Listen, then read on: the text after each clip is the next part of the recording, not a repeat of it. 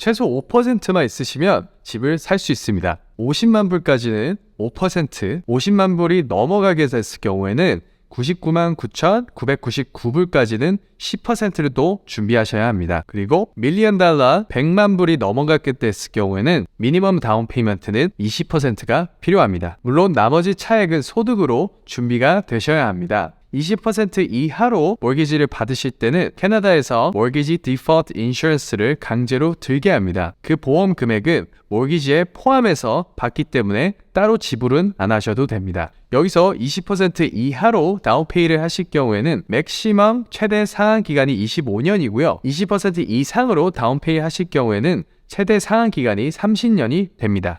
좋은 정보가 제 채널에 있습니다. 구독 부탁드리겠습니다. 마켓에 따라 달라요. 보통 모기지 승인은 일주일에서 늦어도 2주 사이에 승인을 받게 됩니다. 상황에 따라서 어려운 상황이라면 추가 서류 요청이 될 수도 있습니다. 그럴 때는 추가 시간이 소요됩니다. 자세한 거는 연락 주시길 바라겠습니다. 집을 살 때 총 드는 비용은 첫 번째, 초기 다운 페이먼트, 두 번째, 취득세, 세 번째, 감정 비용, 네 번째, 변호사 비용, 다섯 번째, 인스펙션 비용, 여섯 번째, 집 보험, 일곱 번째, 이사 비용, 그리고 20% 이하로 다운페이를 하시는 분들께는 Mortgage Default Insurance, 이금융권을 사용하시는 분들은 1%의 렌더피가 나옵니다. 더 다른 정보를 원하신다면 제 채널 구독 부탁드리겠습니다.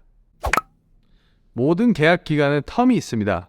고정금리는요, 그 계약한 기간 동안은 금리가 올라가도 그 계약한 이율을 킵하실 수 있습니다. 반대로 금리가 내려가도 갖고 계신 이율이 그대로 유지가 됩니다. 고정금리는요, 중간에 모기지 계약을 해지할 경우에 변동금리보다 더 많은 페널티를 내게 됩니다.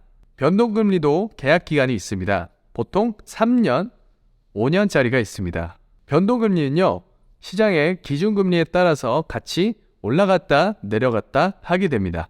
변동금리의 좋은 점은 중간에 계약을 해지할 경우에 페널티가 고정금리보다 훨씬 낮고 보통 3개월치 이자를 내게 됩니다. 상황에 맞춰서 어떤 상품을 선택하는 게 좋을지 많이 문의가 오는데요. 변동금리를 택하실 경우에는 시장에 따라서 금리가 오를 때 같이 올라가기 때문에 같이 리스크가 있지만 또 내려갔을 때 같이 내려가기 때문에 거기에 대한 장점도 있습니다. 자세한 건 제 채널 구독 부탁드리겠습니다.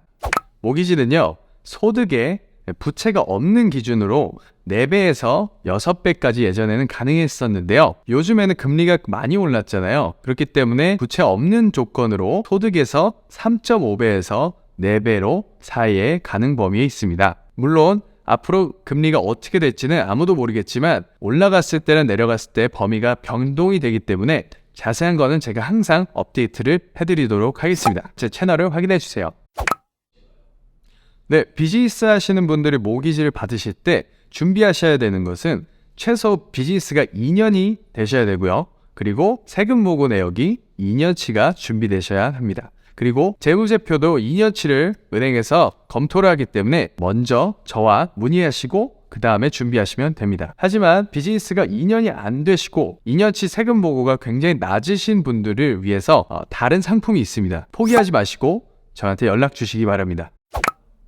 모기지 브로커는요, 캐나다 정부에서 자격증을 취득한 후에 여러 가지 금융권의 상품을 동시에 진행할 수 있습니다. 고객님에 맞춰서 가장 좋은 상품을 찾아드리는 일이 모기지 브로커의 일입니다. 은행에서는 아무래도 한 상품만 사용할 수 있기 때문에 거기서 승인이 안 났을 경우에는 다시 다른 곳에서 똑같이 서류 진행하시고 신용조회를 하게 됩니다. 그렇게 됐을 경우에는 시간이 많이 소요되고 신용 점수도 체크할 때마다 깎이게 됩니다. 하지만 모기지 브로커는요, 신용조회를 한 번 한 후에 여러 은행과 동시 진행을 할 수 있기 때문에 신용조회 점수도 최소화하고 시간도 많이 세이브할 수 있습니다. 좋은 정보가 제 채널에 있습니다. 구독 부탁드리겠습니다.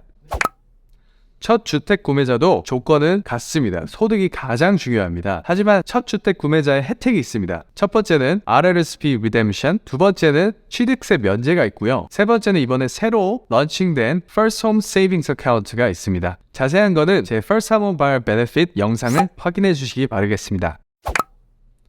모기지 승인을 받을 때 가장 중요한 서류가 있습니다. 첫 번째, 소득 자료입니다. 보통 직업마다 다른데요. 보통은 월급 내역서, 재직증명서, 세금보고 내역서 최근 2년치가 필요합니다. 두 번째는 자산 자료가 필요합니다. 기본적으로 다운 페이먼트에 대한 정보가 필요한데요. 보통 최근 3개월치를 요청을 합니다. 그리고 추가 투자 자산이 있으시면 투자 자산의 인베스트먼트 스테이트먼트도 요청을 하게 됩니다. 그리고 집이 있으시면 집에 대한 정보, 전년도의 재산세, 그리고 mortgage statement, 그리고 스트라타 피가 있다면 스트라타 피 금액이 필요합니다. 세 번째는요, 신분증이 2개가 필요합니다. 가장 중요한 아이디 중에 하나는 government piece of ID, 운전면허증 아니면 여권이 필요합니다. secondary ID는 사진이 안 들어간 아이디도 괜찮습니다. 예를 들어 신용카드 아니면 BC 서비스 카드이 필요합니다. 네 번째는요, 신용조회를 하게 됩니다. 모기지 심사할 때 모기지 승인을 받으시려면 신용조회를 해서 점수를 확인하고 갖고 계신 부채가 있으시면 부채도 확인하게 됩니다. 자세한 정보는 제 채널을 구독 부탁드리겠습니다.